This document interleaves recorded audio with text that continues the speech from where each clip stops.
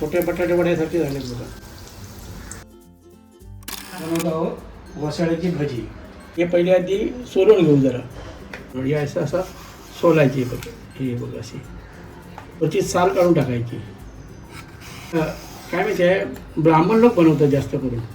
गाणगापूरला गुरुपौर्णिमेला गेलो होतो ना, तिथे मी बघून आलो. हे असं बनवतात ते लोक.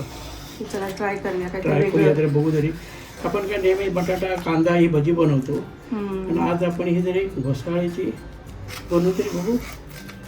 ही होती आता सोलली आहेत. आता याची हे बघा, एक साईडचं हे काढून टाकायचं आणि मोठी तुकडा ठेवायची. बारीक केलात ना ते विरघळून जाणार. एवढी अशी मोठी भजीसाठी.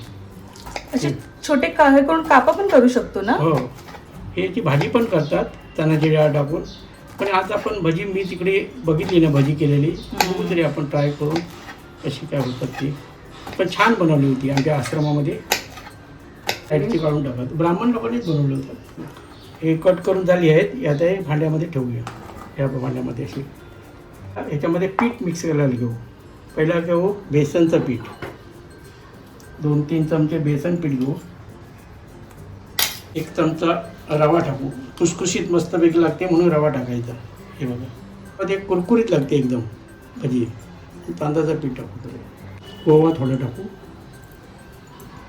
1 चमचा जिरा टाकू. हळद टाकू थोडीशी, जास्त नको.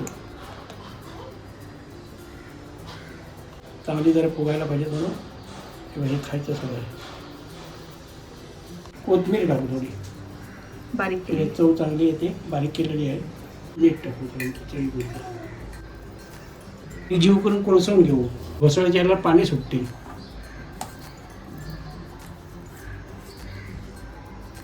मग जास्त पाणी नाही टाकायचं ना. नाही, तरी पण त्याच्यावर झालं पाहिजे ना.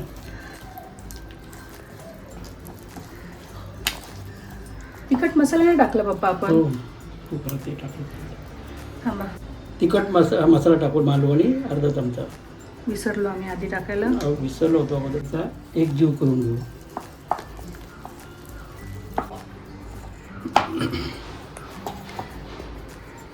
हे बघा, ही घोसाळी याच्यात टाकायची आहे पिठामध्ये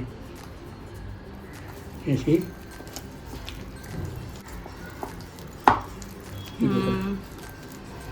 ठेवूया कढई. ठेवूया जरा गरम होते त्याला कढई.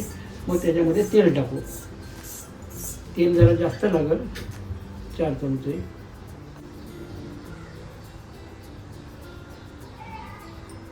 तेल गरम झालं की बघूया जरा टाकून थोडंसं बेसनचंही. तेल गरम झालं आहे. तेल चांगलं गरम झालं आहे. हे आपण घोसाळीची भजी करायसाठी तळायला टाकू. हे तळून काढू जरा.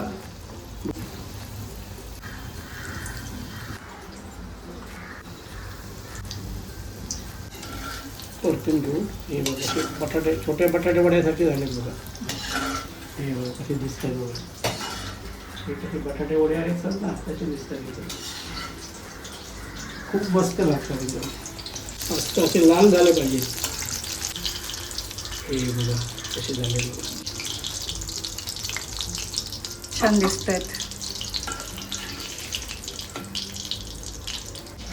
बघू खाऊन कशी लागते ती. मस्त झाले. मस्त झाली. आई तू बघ. केव्हा केली नाही केव्हा खाल्ली नाही. तिकडे खाली तेवढी मस्त झाली. छान झाली आहे. बीट सगळा तिखट सगळं बरोबर लागलं आहे.